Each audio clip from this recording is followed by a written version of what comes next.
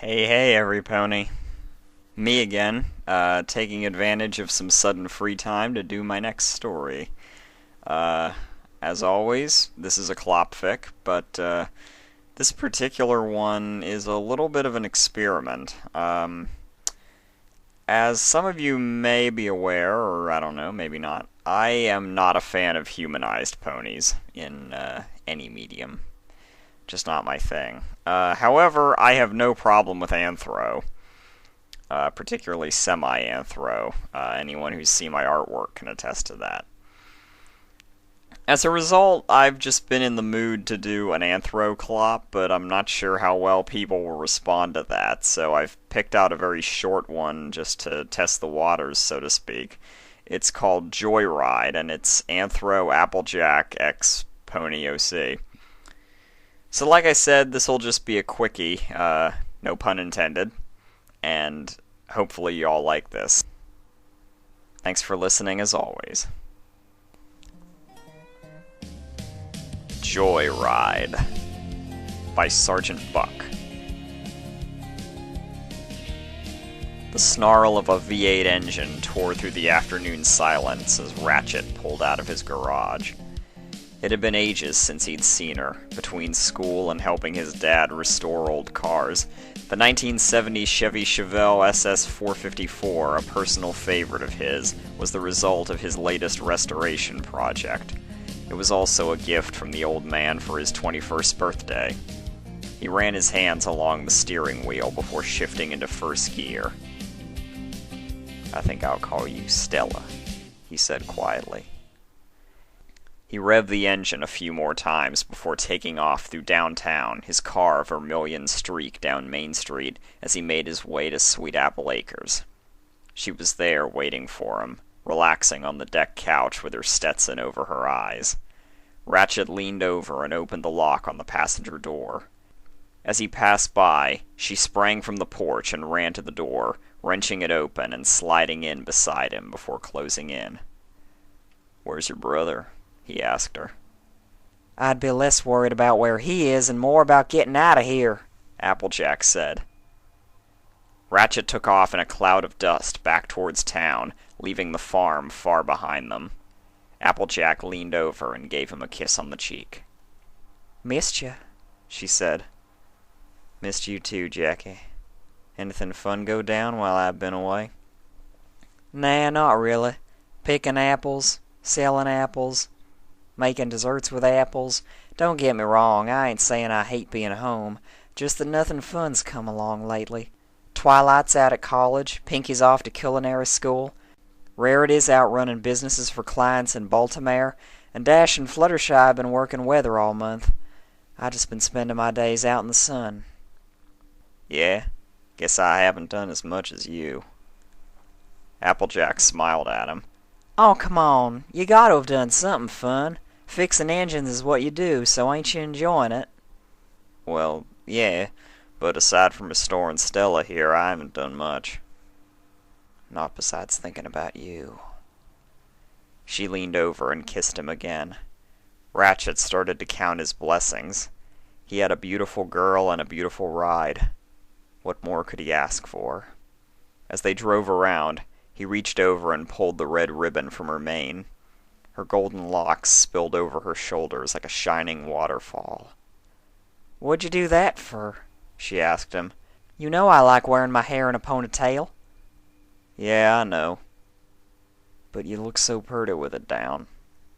He noticed her giving him a sultry grin as she undid her seatbelt and placed her head on his shoulder. "Lean back for a minute, would you?" Applejack said. "Huh?" Without diverting his eyes from the road, Ratchet moved one hand down to the switch on the seat and reclined slightly. A sudden tingle reverberated through his body as he felt Applejack's hand between his legs. "Jackie, what are you—" He stopped talking when she put a finger to his lips. "Just relax, Ratch. Lean back and relax." His grip on the steering wheel tightened as he felt Applejack rubbing him harder. He heard the fly being unzipped on his jeans and clenched the wheel tighter as he felt his member being engulfed in warm wetness. "Don't look down. That's all you gotta do is just not look down. Ratchet felt Applejack's tongue pressing against him and clenched his teeth as he jerked into the opposite lane before correcting. Hey, Jackie? She came up for air and kissed him again. Yeah, Ratch? Can you save it for when we get there? I don't want to crash. Applejack huffed at him and leaned back in her seat. All right, then. It wasn't long before they reached their destination. Ratchet pulled the Chevelle up to the edge of the bluff overlooking town. They could see the town hall, Sugar Cube Corner, the library, almost everything from that spot. It was a lovely place to watch the sun begin to set. Aw, Applejack said, ain't that a mighty pretty sight? She leaned in to kiss him again, and this time his lips met hers. Sparks danced across their skin as Ratchet felt her tongue sliding over his, leading him in an exotic tango. Her kiss tasted tart, a green apple and a thin coat of cinnamon. He broke the kiss and buried his face in her golden hair, kissing her neck as he took in her sweet, red, delicious scent. She let out a soft moan and reached up to undo the buttons on her dirtied flannel work shirt. Her hand slipped back into his pants and gripped at his member, gently rubbing the tip. Ratchet reclined the seat to the fullest extent, and within seconds Applejack was mounting him. Her shirt was completely open now, her two round perky breasts hovering before him. She leaned in close and brought her mouth close to his ear. I forgot to mention, she said, I ain't wearing nothing beneath my skirt. Ratchet let out the breath he'd been holding in as he watched Applejack lower herself onto him, feeling his member slide into her. How long had it been since they last did this? They certainly hadn't done it in a car before. He watched her face blush as she began to move her hips up and down on him. The cab of the Chevelle left little room for her to sit up, but it seemed like she didn't care. It wasn't long before she started tossing her wild yellow mane about, beads of sweat beginning to slide down her breasts. She let out a long, sexy sigh, and Ratchet felt his legs beginning to grow numb. Come on, Applejack cried. Let it out! Give it to me! You know you wanna! Ratchet let go, and felt Applejack fall slack as he pushed himself in as far as he could, releasing his load into her entrance.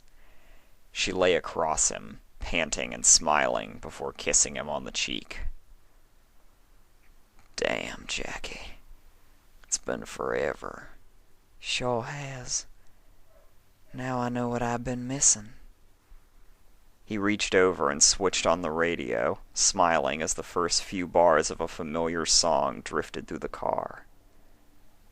You remember this song, Jackie? Yeah, it's the first song we did it to. Ratchet's ears perked up at the low growl of an approaching vehicle beneath the guitar. It wasn't long before Applejack lifted her head, picking up on the rattle of the diesel engine. Oh, hell! Applejack dismounted Ratchet and began furiously rebuttoning her top. Zip up your pants and kiss me! Wow, what's going on? Only one guy in town drives a diesel truck, and that's my brother! Ratchet hurriedly did as he was told, and leaned in to meet Applejack's lips. He heard his heart pounding in his chest as the diesel truck pulled up beside his Chevelle. The door opened and slammed shut, and Ratchet waited for the approaching steel-toed footsteps to come to a stop. A knuckle rapped on the window, and Ratchet broke their fake kiss to stare into the eyes of Big Macintosh. Applejack's brother's massive arms were at his sides, hands balled into tight fists as he glared at the gearhead. Ratchet cautiously opened the door. "You ain't getting my sister knocked up, are you?" he asked. His low baritone voice had a hint of anger. They both knew that he didn't like Ratchet. "For Celestia's sake, Mac!" Applejack shouted back, her eyes on the verge of tears. "You can't just let the two of us have a night out alone for once, can you? He's been promising me a night out here with a sunset for forever, and now you had to come along and ruin it." Mac's expression melted from anger to sadness. I'm sorry, sis. Just wanted to make sure he was treating you right. I'll go. Applejack folded her arms and stared at the floor in anger until Mac got back in his Ford and drove off. Once the diesel engine faded into the ambient noise, she looked back at Ratchet and dried her eyes. He hates to see me cry, she said. Gets him every time. Thanks, I guess, Ratchet began. Before he could say anything, Applejack stole another kiss from him and climbed back onto his lap. Y'all want to go for another ride? Ratchet looked back up into Applejack's emerald green eyes. I am definitely one lucky guy.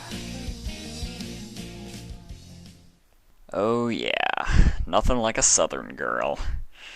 Well, that was hopefully a good, as I said, quick bit of fun. Like I said, this really is just a test of how many are cool with me doing Anthro. I guess whatever comments I get will tell me everything. Either way, I appreciate everyone who takes time to listen, as always. So, like I said before, next reading will be The Curse. Unless something comes up, in which case I'll do one called Just Another Delivery instead, at least just to pass the time. Either way, both of those will be collabs with my dear Brelia. So until then, every pony, have a great day.